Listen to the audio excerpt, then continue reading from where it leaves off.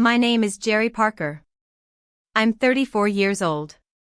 And this is the story of how the man I loved most tried to erase me, and how I turned that betrayal into the reckoning he never saw coming. From the outside, my life looked like something out of a Southern lifestyle magazine. A pristine white-roofed home nestled in a quiet neighborhood in Austin, Texas. A front porch blooming with red and ivory roses my mother once planted. A husband who wore tailored suits and kissed my cheek before work. To everyone else, I was the lucky one. The woman who had it all. And for a long time, I believed it too. Thomas Parker, my husband of 11 years, had a way of making people fall for him in 5 minutes flat. He was tall, lean, and carried himself like someone who'd never known failure. As the sales director for a major pharmaceutical company, he traveled often, closed million-dollar deals, and brought home celebratory wine we'd drink in candlelight over slow jazz. He was, as my friends used to say, one of the last good ones. But even good ones cast shadows.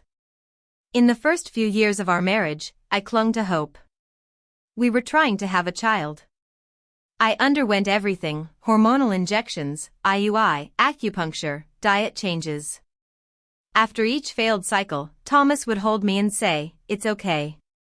As long as I have you, I'm whole." His words warmed me, but his eyes said something else. He'd watch the neighbors' kids ride their bikes down the street with a distant kind of ache. And when the tests finally said it wasn't going to happen, a silence fell between us. Not angry or loud, just cold. Numb. Like something had quietly died between us and neither of us had the courage to bury it. Then my parents passed, my father from a stroke, my mother not long after from grief and illness. I became the sole heir to their small real estate company and savings.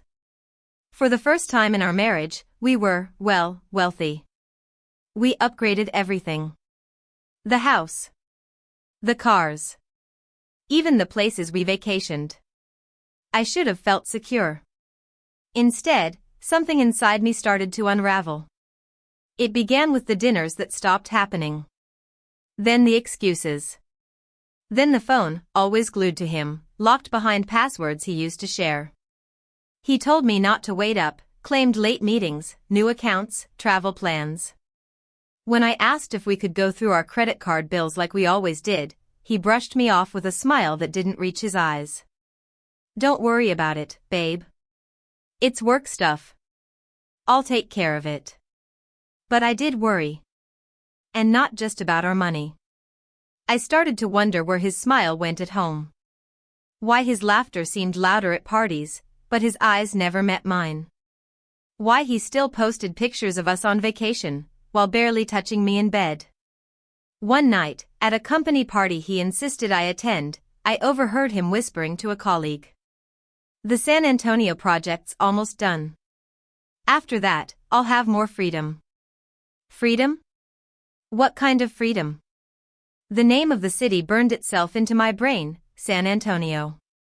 I knew that wasn't part of his current territory. I had never even heard him mention it. That night, I didn't sleep. I lay awake beside him, staring at the ceiling fan spinning in slow motion, listening to the quiet hum of a man who was no longer mine. The next day, the universe started to crack. My best friend Allison, a producer at a Houston media company, called with a tremble in her voice. "Jerri, I'm not sure if this means anything, but last week, I was in San Antonio for a shoot, and I swear, I saw Thomas." My heart thudded. "What do you mean, saw him?" "He was at a cafe with a woman. Blonde. Younger. They weren't just talking, Jerri. It looked intimate." I couldn't speak. My fingers trembled as I held the phone to my ear, my body frozen. Allison continued, "I didn't want to believe it, but it was him." "I'm sorry." I thanked her and hung up, but my world was already spinning. I replayed her words over and over. Blonde. Younger. Intimate. San Antonio. Still, when Thomas came home that night smiling like nothing was wrong, I said nothing. I wanted to see how far he'd take the lie. And take it, he did. 3 days later, he waltzed into the kitchen like we were honeymooners and said, "I've booked us a weekend trip to New Orleans. Just us. Let's get away. No phones. No stress. I want us back." Back. Back to what? The illusion? Or the version of us he pretended still existed? I agreed, of course. I smiled, packed my bags, and kissed him softly on the cheek. But I also packed something else, every ounce of suspicion and growing fire inside me. That night, while he showered, I opened his briefcase. The one he kept zipped and close. I didn't know what I was looking for. Just something. Anything. What I found made my blood run cold. A file. Labeled Austin Mental Wellness Center. Inside were notes I couldn't fully understand. Charts, printouts, red underlines. But one section stopped me in my tracks.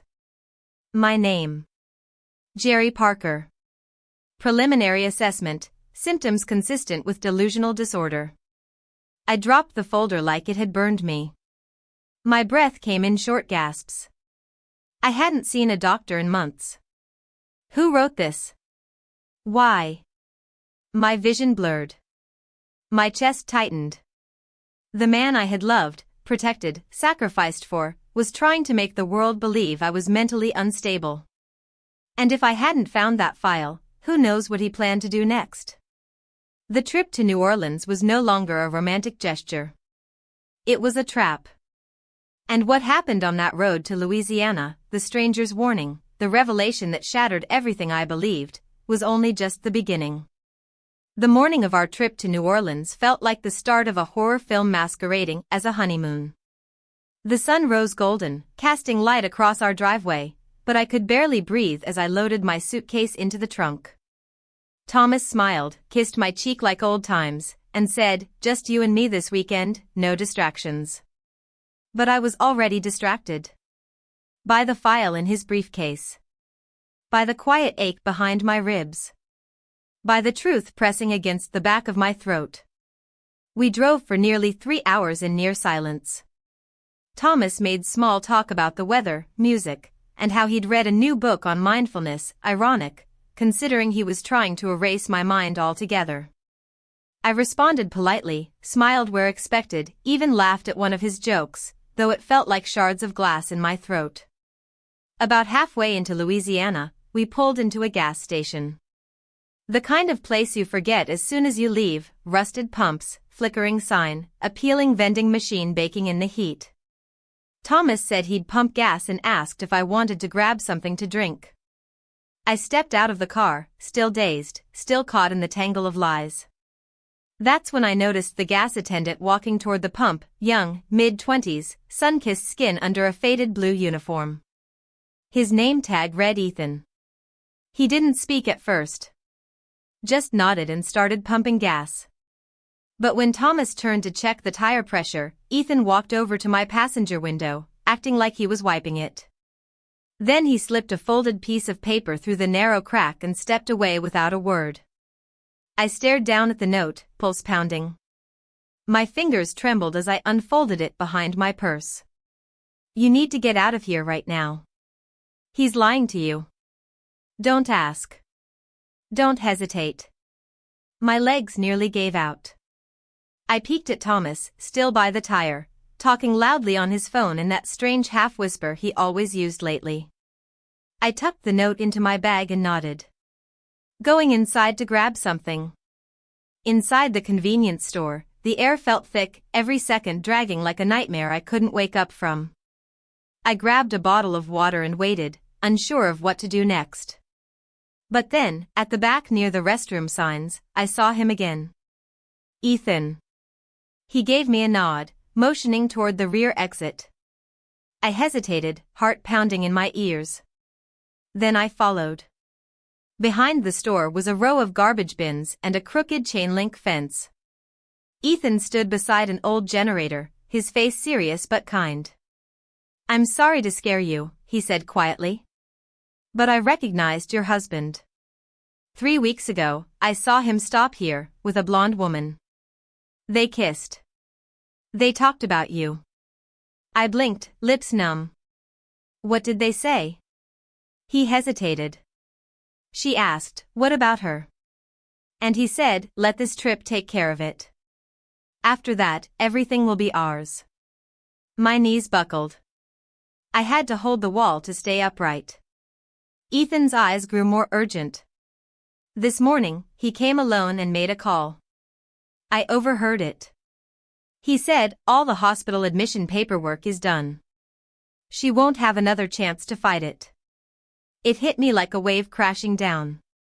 The file. The sudden kindness. The trip. It wasn't just infidelity. It wasn't just betrayal. It was premeditated. He was going to have me committed. My voice cracked.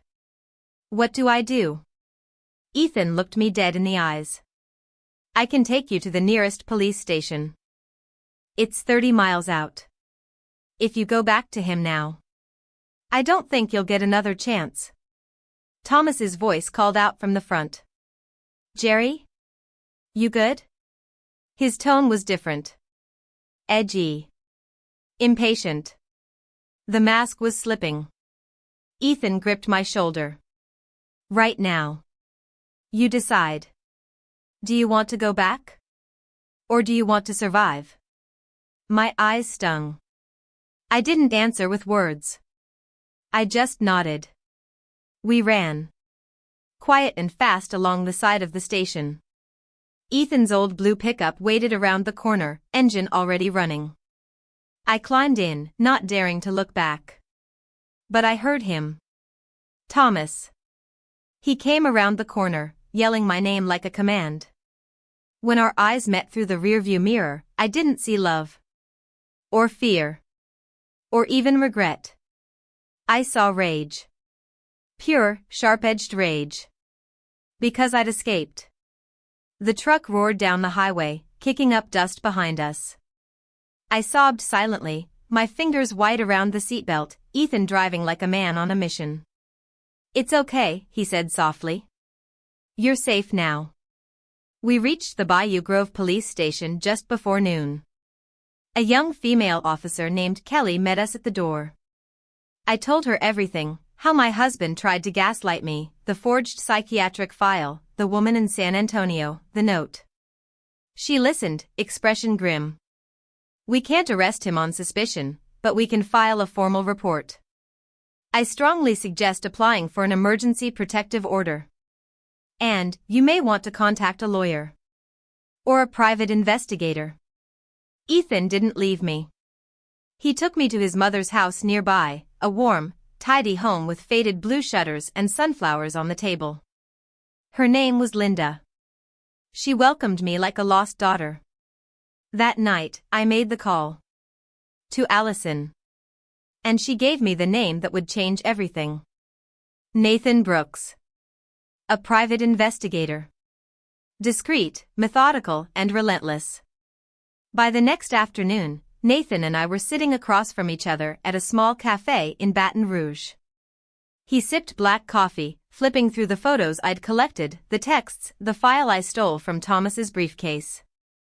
I'll find out who your husband really is, he said. But you should prepare yourself, Jerry. Something tells me, this rabbit hole goes deep. I looked out the window at the late Louisiana sun and whispered, I'm not afraid of what's down there anymore. And I wasn't. Because the moment I stepped out of that car, that's when I stopped being a victim. And started becoming the woman Thomas would one day beg for mercy. Nathan Brooks worked fast. By the third day after we met, he called me with the words that made my breath hitch. Jerry, he said, his voice taut over the phone, I need to see you. Now. I've found something, and it changes everything. I drove straight to his office in Baton Rouge, a brick-walled building tucked between a tax firm and an old bookstore. Nathan met me at the door, his expression stony. In his hand, he held a thick manila folder. Inside, he laid it out on the desk in front of me. The first photo hit like a punch to the ribs. Thomas, my Thomas, stood next to a blonde woman in a sundress. Behind them was a modest house with white siding and a front porch draped in ivy. In front of them stood two children, twins. A boy and a girl, maybe 8 years old. Nathan's finger tapped the corner of the photo. This was taken 2 weeks ago. Jackson, Mississippi. That woman is Amanda Green. Her husband? Thomas Green. I stared at the image, my stomach in freefall. No, I whispered, but the word tasted like denial. That can't be. His name is Thomas Parker. He's married to me. Nathan's eyes were steady. Legally, yes. But in Jackson, he's been living under the name Thomas Green for over a decade. According to public records, he married Amanda 12 years ago. That's 2 years before your wedding. My fingers went numb. He has the family? The words scraped out of my throat like gravel. Nathan nodded slowly. He never divorced her. That means he's guilty of bigamy. And that's just the start. I could barely hear him as he continued, but I forced myself to listen. He's been transferring money, your money, into a joint account with Amanda. Small amounts at first. Then larger ones. I traced the path of the funds. He was trying to siphon your inheritance slowly, without raising red flags. And then came the worst part. Nathan slid a printout toward me. This is a transcript of a recorded call. Thomas speaking with a man named Dr. Samuel Hadley, a licensed psychiatrist in Austin. The call details their plan to create a fraudulent diagnosis under your name. I stared at the paper, my eyes swimming. The words blurred together, but I could see enough. Thomas, how soon can the file be ready? Dr. Samuel, if she doesn't have outside support, a court-ordered commitment won't be hard. I'll make sure the assessment fits. Nathan's voice cut through the fog in my brain. He was going to have you institutionalized. Once that happened, he could have declared you mentally unfit to manage your estate. He'd gain control of everything. I couldn't breathe. I felt like I was watching someone else's life implode in front of me. A movie. A nightmare. But it was mine.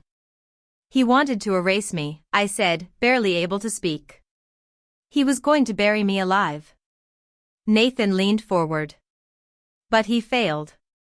You got out in time. Now we build a case. We bring in a lawyer. We stop him cold. That's when Sarah Whitman entered my life. She was everything I wasn't at that moment, calm, focused, fiercely intelligent. A top family law attorney from Baton Rouge, known for cutting through the kind of marital fraud most people wouldn't believe unless it happened to them. When I told her everything, her face didn't flinch. This isn't just betrayal, she said. It's criminal. Bigamy, fraud, and conspiracy to commit false institutionalization. We need to freeze all shared accounts. Now. Sarah moved like lightning. Within 48 hours, we had filed an emergency motion with the court to freeze all of Thomas's accounts, including the ones he thought I didn't know about. The judge approved it. In a single move, we cut off his access to the money he tried to steal. Then we filed formal charges, with both the Louisiana Attorney General and authorities in Mississippi. By then, Thomas had already gone underground. Nathan tracked his phone to a rental apartment near the Texas border. He wasn't hiding because he was afraid. He was regrouping. He still thought he could win. But 3 days later, a joint task force from 2 states stormed the apartment.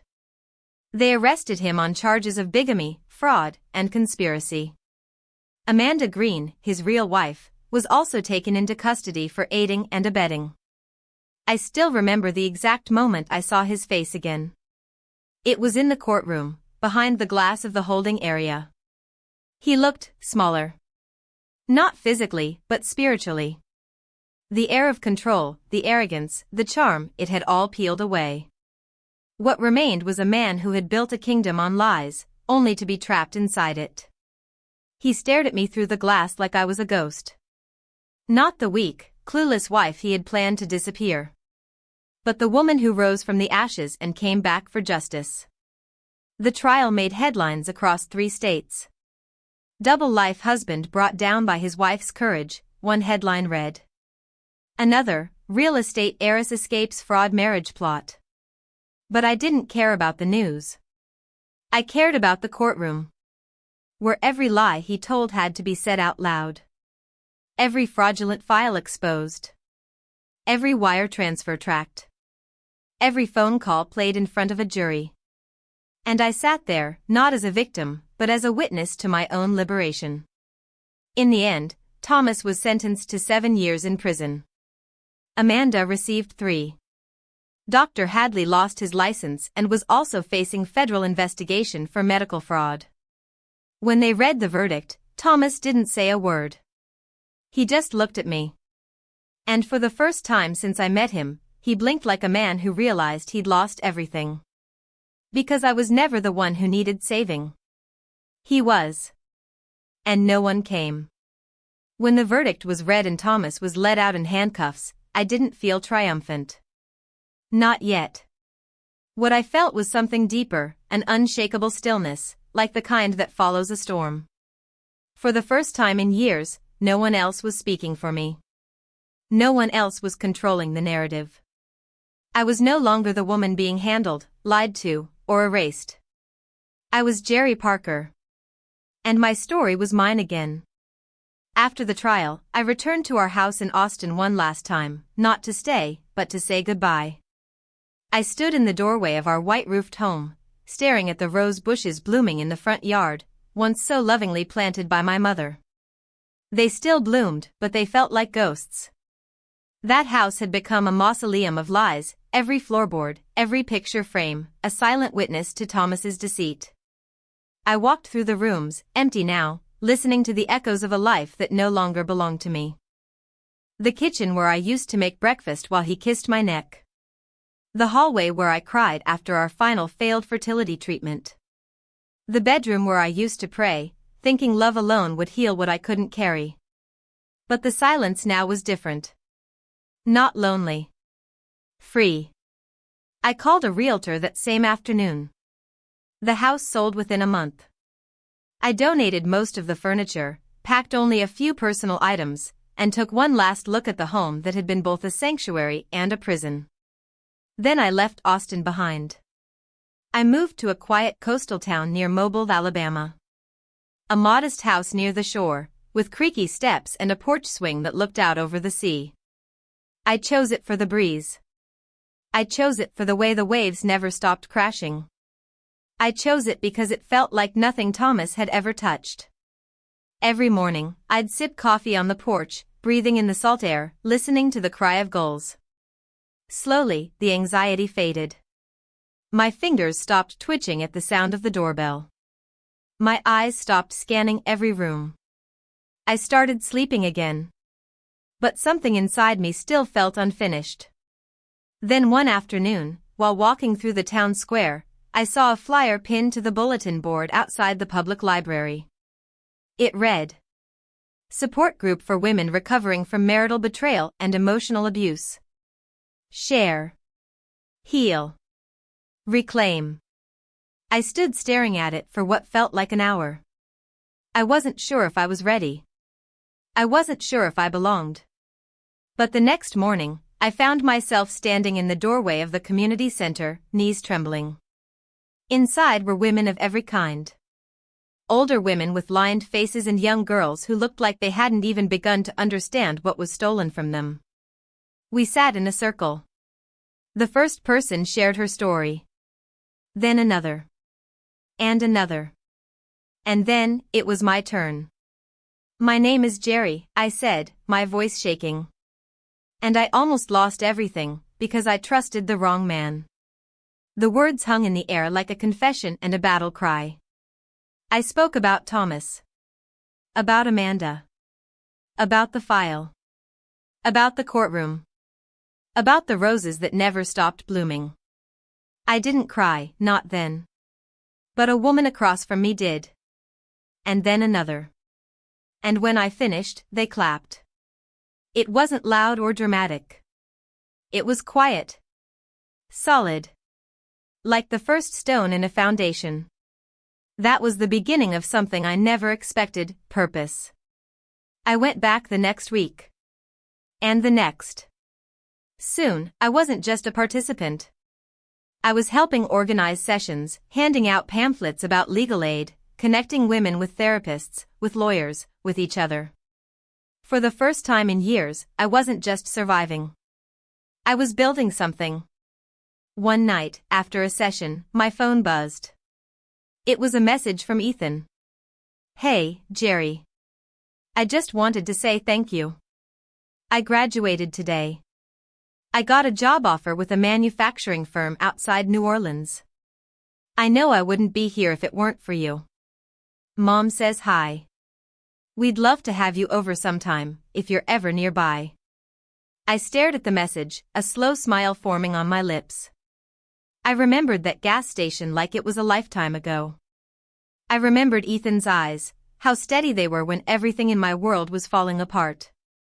He didn't ask for anything. He didn't expect thanks. But in that moment, he had done more for me than anyone else ever had. I drove to New Orleans the next weekend. Linda's house was small but warm, full of pictures and smells that reminded me of my own childhood. Dinner was simple: fried chicken, biscuits, sweet tea.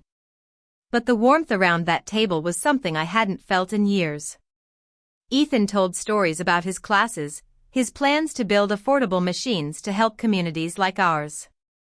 I listened, quietly moved. After dinner, Linda pulled me aside. She held my hand in hers, weathered and strong. "You saved my son," she said, voice thick. "You believed him. When others might have dismissed him as just some gas station kid." I shook my head. "He saved me." She smiled, eyes shimmering. "Then maybe that means y'all saved each other." That night, I walked outside to my car, the Louisiana air thick with summer and memories. Ethan followed me out. For a long moment, we just stood there. "You look lighter," he said. I laughed, quiet and genuine. "I feel like I finally recognize myself again." "You're not just surviving anymore, Jerri. You're living." As I drove back along the coast, wind whipping through my open window, I felt it for the first time, not grief. Not rage. But peace. My story wasn't over. But it was finally mine to write. And the pen was steady in my hand. Life in Mobile settled into a rhythm that healed more than it hurt. I spent my mornings walking along the beach, the sand cool under my bare feet, the sound of waves reminding me I was still here. Still standing. Still writing the next chapter of my life. But even in this peace, the past still cast shadows. Some days, I would wake up from dreams that felt too real, Thomas standing at the edge of my bed, smiling that perfect smile, his hands holding the forged medical file like a knife. I would jolt upright, heart racing, hand pressed against my chest to remind myself, he's behind bars. He can't hurt you anymore. But trauma doesn't ask for permission to linger. Still, I tried. I showed up at the support group every week. I met women whose pain mirrored mine in startling ways, one whose husband had emptied her savings to gamble, another who had been gaslit into thinking she was the problem for 20 years. We cried, we laughed, and in those sessions, we weren't victims. We were witnesses. Survivors. Builders of something better. One Thursday evening after a particularly raw group session, I lingered behind to stack chairs. A familiar voice called out behind me. "Didn't think I'd find you here this late." It was Ethan. I turned, surprised but smiling. "What are you doing here?" He held up a flyer, the same one I'd first seen weeks ago on the library bulletin board. "Thought I'd check it out. You told me once it helped you. Figured maybe it could help someone I know." I nodded, heart warming at the thought. "She in trouble?" Ethan looked down. "A friend of mine. She's stuck in something she doesn't even know is abuse yet. I reached for a pamphlet from the stack on the counter and handed it to him. Sometimes it takes just one person showing up before someone else finds the strength. He took it gently, fingers brushing mine. Like you did for me. That night, Ethan didn't go home right away. We sat on the front steps of the center, sipping lukewarm coffee from a vending machine and talking about everything and nothing. He told me about his job, how he worked with prototypes for medical equipment now. I told him about my plans to turn the support group into a non-profit organization. As the night deepened, a question floated quietly between us. Do you ever think about starting over? Ethan asked. I looked up at the sky. I already did. The moment I stopped living for a lie. He nodded slowly, eyes soft. Then maybe, you deserve a chapter that's not about healing anymore. Maybe something new. I didn't answer. Not because I didn't want it. But because for the first time in a long time, I was learning how to be alone without being lonely. But Ethan wasn't asking for a promise. Just a possibility. The next week, I met with Sarah Whitman again. Not because of court hearings, those were behind us, but to discuss something that had been weighing on me. I want to start a foundation, I said, sitting in her office, voice calm but certain. For women like me. Victims of marital fraud. Emotional manipulation. Legal betrayal. I want to help them not just survive, but fight back. Sarah smiled. I wondered when you'd say that. I've already pulled the paperwork to help you file. We worked together on every detail, naming it, registering the nonprofit, writing the mission statement. I named it the Ember Project, because even in the ashes, something still glows. That night, as I typed the final draft of our proposal, I got an email alert. Subject, Thomas Green, parole hearing scheduled. My breath hitched. I hadn't thought about him in weeks, not in a way that mattered. But now, here he was. A line of text that still had the power to hollow me out. I clicked it open. His parole hearing was scheduled for the following spring. Just under 2 years after his conviction. I sat still for a long time. Not afraid. But angry. That it could even be considered so soon. I forwarded the email to Sarah. Within 24 hours, she sent me a formal letter confirming she would represent me at the hearing, filing a victim impact statement to argue against his early release. You're not just fighting for yourself now, she wrote in her email. You're fighting for every woman he tried to erase. And you'll be heard. Spring came quickly. The hearing was held in a modest courtroom in Baton Rouge. I sat in the gallery, wearing a dark blue blazer and a silver pin that had once belonged to my mother. My hands didn't shake. My voice didn't crack. When it was my turn to speak, I stood. My name is Jerri Parker, I began. And I am here today not to beg, but to remind you. Remind you that the man in this room didn't just lie. He plotted. He planned. He tried to erase me piece by piece, not just emotionally, but legally. Financially. Psychologically. I looked directly at Thomas. His eyes flicked away. I lived with a man who smiled at me while quietly forging a diagnosis to have me locked away. Who stood beside another woman in another home with children while telling me I was his only one.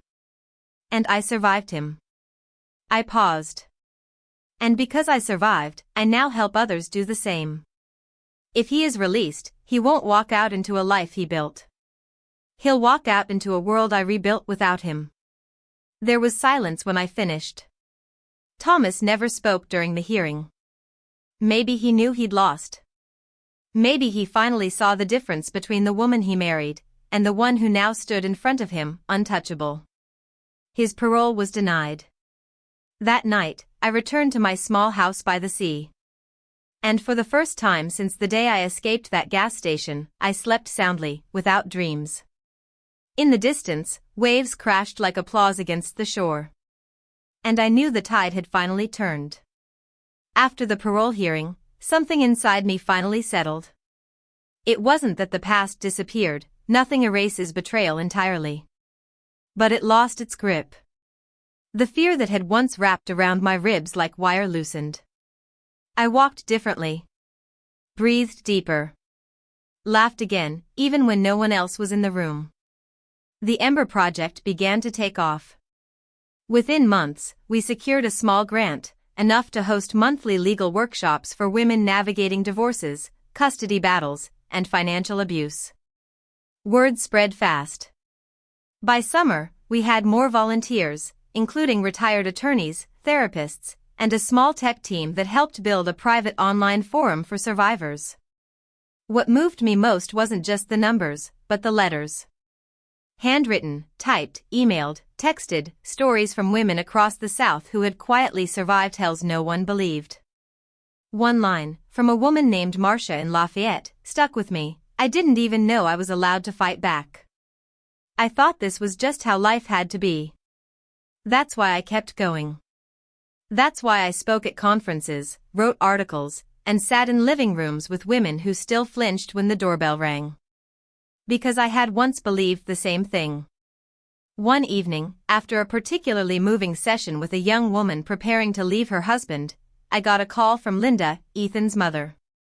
"Sweetheart," she said warmly, "you've been so busy saving the world. You ever think about making time for a little joy?" I laughed. "Joy? What's that?" She chuckled. "Funny, because I happen to know someone who might have a few ideas." I knew where this was going. And still, I smiled. "All right," I said. "Set it up." She invited me over for dinner that weekend. Ethan was already there, of course, helping her set the table, his hands covered in flour from making biscuits from scratch. "You still don't measure anything, do you?" I teased. He grinned. "Some things are better when you trust your instincts." Dinner was easy, warm food, warmer conversation. We talked about my work with the foundation, his new promotion at the manufacturing firm, and how his latest project involved building low-cost water filtration systems for rural communities. Later, we sat on the back porch, watching fireflies blink over the grass. A soft breeze rolled in from the bayou. "You know," he said, his voice quiet but steady, "I still remember the look on your face that day at the gas station. You were scared, but not defeated. That stuck with me." I glanced at him, surprised. "I felt anything but strong." "But you were. You ran. You survived. You turned it all into something powerful. And you helped me believe I could do something more, too." The silence between us was comfortable. And then he reached into his pocket and pulled out a small velvet box. My heart paused. "Wait," I said quickly, "Ethan." He held up a hand. No, don't panic. It's not what you think." He opened the box. Inside wasn't a ring. It was a thin, silver bracelet. Simple, elegant, with a single word engraved in delicate script. Reclaimed. My throat tightened. "I'm not asking for anything you're not ready for," Ethan said gently. "I just wanted to give you something that reminded you of who you are. Not what you went through, but what you became." I took the bracelet with trembling fingers. "I love it," I whispered. "I love that, you understand." He smiled. "Of course I do." The bracelet never left my wrist after that night. We didn't label what was between us. We didn't need to. What we shared wasn't born from rescue or rebound, it was built on mutual respect, quiet strength, and the strange kind of bond that only forms when someone sees you at your worst and still believes in your worth. One afternoon, almost a year to the day after I left Thomas, I was invited to speak at a statewide women's leadership conference in Montgomery. The keynote panel was called From Surviving to Leading. As I stepped on stage, looking out at a sea of faces, some eager, some cautious, some scarred, I began with the truth. "My name is Jerri Parker. And I used to be afraid of my own voice. The room stilled. But today, I speak not just for myself, but for every woman who has been told she's crazy, every woman who has been gaslit, cornered, and quietly erased. I speak for the women who have had their names forged, their bank accounts emptied, their realities rewritten. I paused, taking in the rows of women, each with a story I hadn't heard but instantly recognized. You are not weak because you stayed. You are not broken because you believed him. And you are not alone. The applause came slow, then surged like a wave. And for the first time in my life, I didn't flinch when people looked at me. Because they weren't seeing the woman Thomas tried to destroy. They were seeing the woman I had fought like hell to become. That night, back in my hotel room, I got a message from Nathan Brooks. Saw the news. Couldn't be prouder of what you've built. Hope you know how many lives you've changed. I texted back one sentence. I know. Because mine was the first. Exactly 2 years after I left that gas station with nothing but a note in my hand and fear in my heart, I stood on the porch of my coastal home, barefoot in the golden morning light, watching the ocean pulse against the shore. I'd just returned from Atlanta, where the Ember Project had opened its second resource center, a 2-story building filled with therapists, legal advisors, caseworkers, and a 24-hour hotline for women in crisis.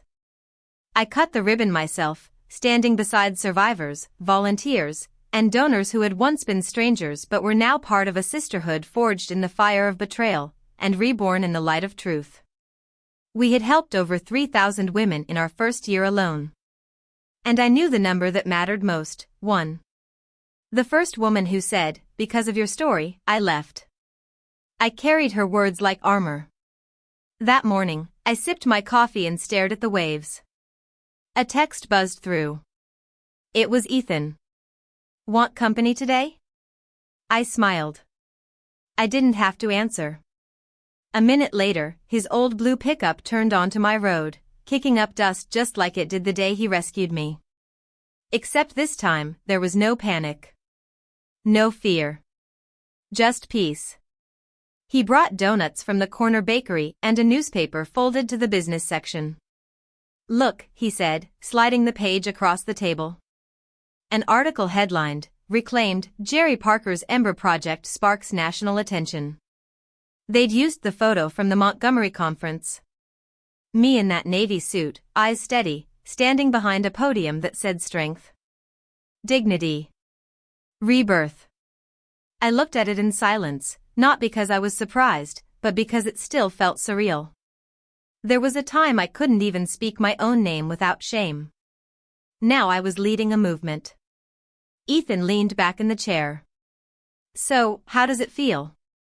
I took a long sip of coffee. Like I made it out of the fire, and instead of running, I learned how to carry it with me. He grinned. You always had that spark. I gave him a look. Careful, I might start believing you. I'm counting on it. Later that afternoon, we took a walk along the shore. The water was warm, the tide low. As we walked, a little girl ran past us, chasing a kite shaped like a dragon. Her mother followed close behind, laughing breathlessly. I stopped to watch them. Years ago, that sight would have torn me apart. The dream I had for children. The aching silence in my old home. The monthly tests that always ended in more tears than answers. But not anymore. I'd let that grief breathe. I'd sat with it, screamed with it, sobbed with it. And eventually, I'd forgiven it.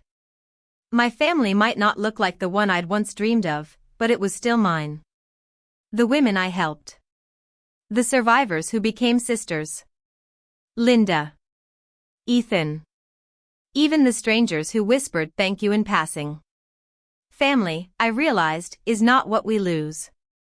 It's who stays. That evening, I sat at my desk with my mother's old journal open in front of me. Inside was a note she'd once written to herself. Even a dying fire leaves heat behind. And heat, my girl, can warm the next soul who needs it. I added my own note beside it. I didn't just survive. I lit 1,000 new fires. The next day, I received another letter, this one from the Louisiana State Correctional Facility. It was from Thomas. He'd written before, but I never responded. This time, I opened it. The handwriting was familiar, but smaller. Hesitant. Jerri. I don't expect forgiveness. I don't expect anything. I've had a long time to think. About what I did. About what I destroyed. You were never the weak one. I was. I saw someone who believed in me and decided to use that belief for my own gain. And in doing so, I lost the only thing that ever made me real. I hope someday, somehow, you find it in yourself to forget me, even if you never forgive me. Because you were always meant to shine. I just stood in your way. Thomas. I folded the letter and placed it in the drawer. Not because I needed it.